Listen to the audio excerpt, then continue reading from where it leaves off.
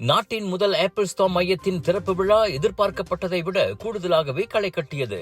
Kuala Lumpur TRX கோபுரத்தில் அதன் திறப்பு விழாவை காண 15,000 பேர் கூடினர்.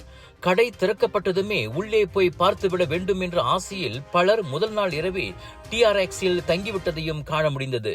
ஆப்பிள் கைபேசி பிரியர்கள் காலை 7 மணி தொடக்கம் நீண்ட வரிசைகளில் அங்கு கால் கடுக்க நின்ற வீடியோக்கள் வைரலாகி வருகின்றன.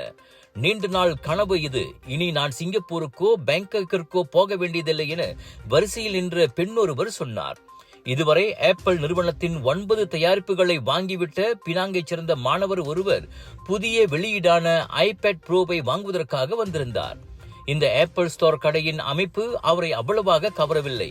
சிங்கப்பூர், ஹாங்காங் போன்ற இடங்களில் கடை அமைப்பு இன்னும் ரசிக்கக்கூடியதாக இருந்ததாக அவர் கூறினார். இப்புதிய கடையில் iPhone, iPad, Mac, AirPods, Apple கடிகாரங்கள் உள்ளிட்டவை விற்கப்படுகின்றன.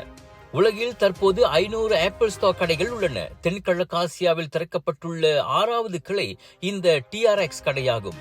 மற்ற 5 கடைகளில் 3 சிங்கப்பூரிலும் 2 தாய்லாந்திலும் உள்ளன.